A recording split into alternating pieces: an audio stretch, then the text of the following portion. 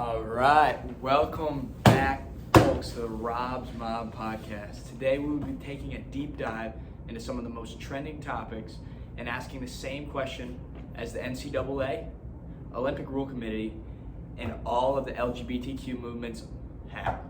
When and where should transgender athletes be allowed to compete? Today I'm going to be joined by the fabulous Dr. Hunter Waltz, who's a widely respected professor at several Ivy League universities and a lifelong researcher on human anatomy and gender studies. It is an honor to have you here with me today, Hunter Waltz. So everybody welcome it. Thank you. Thank you for having me, Rob. I've been a part of the mob for a while now, and I'm really happy to be part of the show. I've really been anticipating an opportunity to speak on this matter for a long time. Well, we have a lot to discuss today.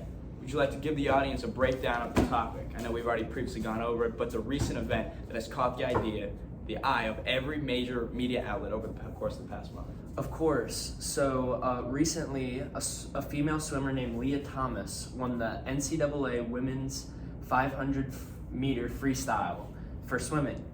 And there was a clear difference between her and the other competitors with size, speed, and power. And the fact of the matter is Lia is a biological man who recently came out as part of the LGBTQ community and revealed her switch of gender. She competed on Penn University's male swim team for 3 years, and the reason that this has caught so many eyes is because she didn't have the same success on the male team that she's having on the women's team as she's continuing to break records set all across the country. And this has all raised the significant question, do biological men who compete in women's sports have an unfair advantage? Okay. When we phrase it like that, it appears that there's only one side of this. But for the viewers at home, could you give a couple of reasons why this subject has become so controversial? There's multiple and a lot of dynamics and aspects. There's the clear competition aspect. Athletic committees all over the world are studying the situation and doing everything in their power to validate their competitions. There's the LGBTQ inclusion factor and the fear of regressing and discriminating against a group of people that have already had to fight for their rights. And then there's an equal opportunity within women's sports and giving biological women a fair chance to compete and win competitions. I can understand why this is such a controversial topic. With organizations like the NCAA, Copa Mundial, and for all of these worldwide sports organizations, they're constantly looking to make sure that their competitions are fair and valid and give all competitors an equal chance. There's a bunch of dynamics that we need to look into, and I can't wait to keep looking and dive deeper into every aspect of this. It truly is one of the most challenging questions our progressive society has been faced with in the past decade. Well, Dr. Waltz, in your opinion, since with all your expertise, I'd love to hear your stance on this subject. Well, we're clearly going to get into it more throughout the podcast, but I'm going to start it off. This is not a simple situation, but I will proceed to say that I believe that biological men should not compete in women's athletics. Okay. All right. Now that your stance is out there, I'd like to hear more about your thoughts and your reasoning about why you believe this. I'd like to start with an anatomy study performed in the British Medicine Journal. Basic athlete exercises were performed by a sample of men and women who were considered to be in fit condition. The men proceeded to have results such as 31% more push-ups, a 21% faster mile time, and 15% more sit-ups too. A combination of these just showed the true difference between the basic standard of a male athlete and a woman athlete. Wow, okay. So that reminds me of an article I read. It stated similar information to what you're saying. Those basic exercises compare on a scale of an average woman to an average male. There's something in this article that caught my attention. I thought it was the idea that hormone therapy could equal the playing field. So while that is interesting, and I've obviously heard a lot about hormone therapy because it is a proposed solution to this problem, hormone therapy does close the gap over time between the two genders. Although even after receiving this treatment, women are known to keep an edge in natural strength, size, and testosterone levels still remain over 300% what the average woman has. I've heard some facts that hormone therapy, even when it can only be truly effective to level the playing field when it's done before puberty, and most of these decisions are not made until that point. And I know that hormone therapy, that invalidates people by saying it doesn't work because it can be very challenging for people to go through, which brings up the point that counters your statement earlier. How can the genders be separated by biological sex without discriminating the entire community that has worked so hard to gain the respect that they feel like they deserve? Right. So, as I said earlier, it's such a complex situation because you don't want to discriminate against a group of people that have had to fight for their rights in history. And as you said, hormone therapy is challenging. Like, there are many challenges for these people. But I do not believe that athletics should be a validated escape for them. And what I mean by that is there are many sad scenarios this can cause.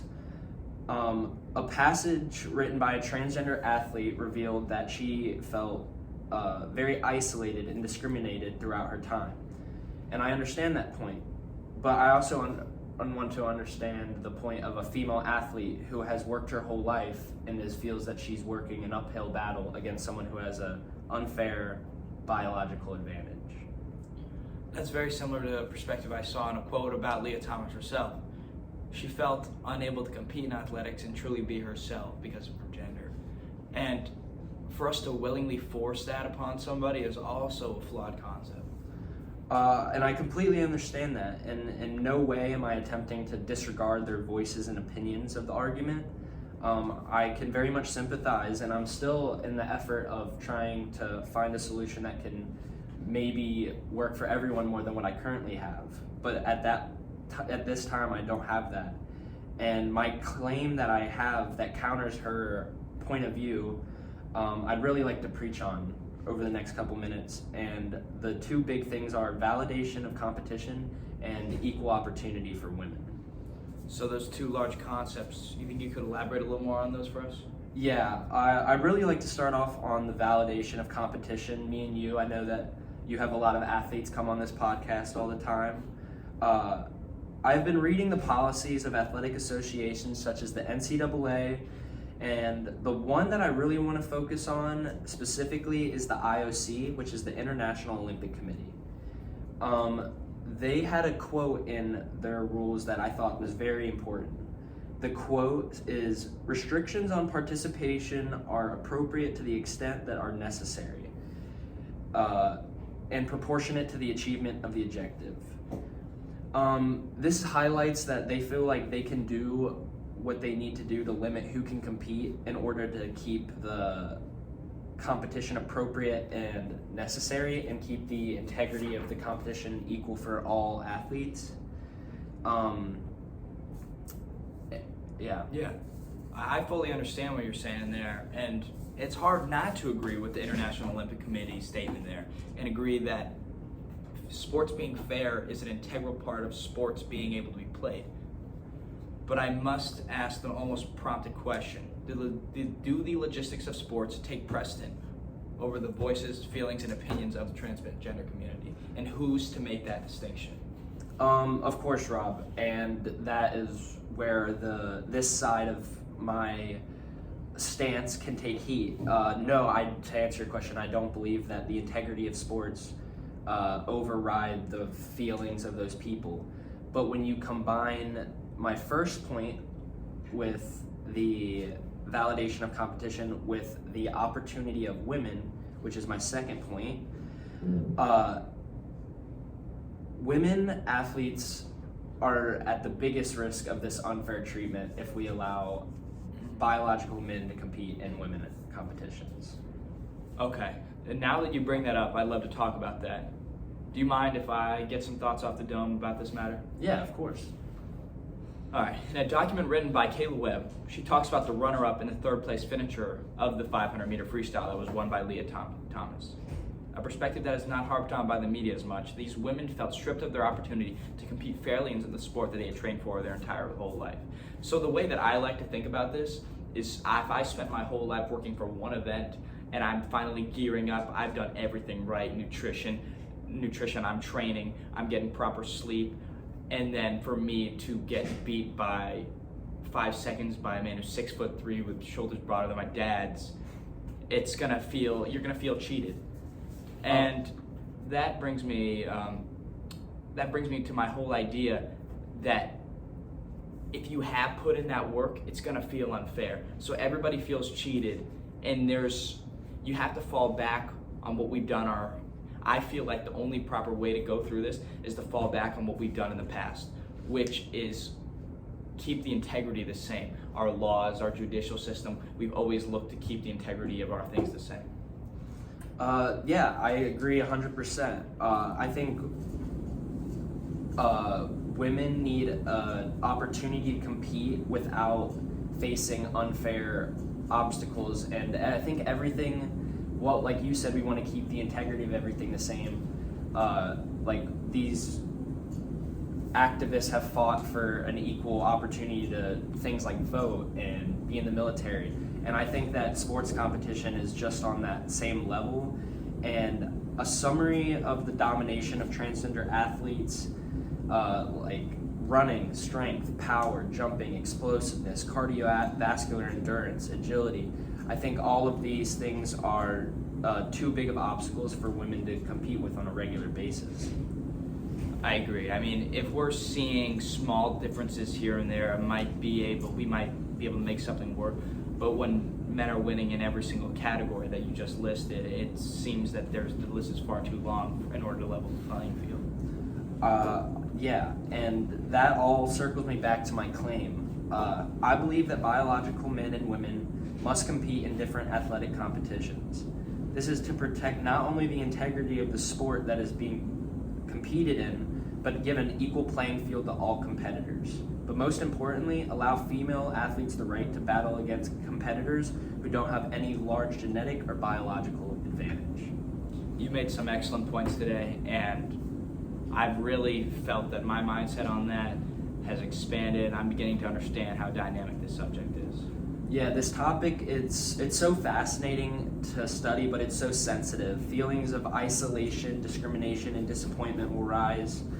And when a formal resolution is laid out by all of these athletic associations, I think that the reaction will be even bigger than it was right now. Yes. Well, I would love to discuss your thoughts when those decisions are made, but unfortunately, those decisions haven't been made, and our time is running out today on today's episode of Rob's Mob Podcast. So I'd like to thank you, Hunter Waltz. Well, I really appreciate you having me on. I want to conclude by making it clear, although I have my stance on the situation, I want every side to be heard and appreciated during the decision and legislative process.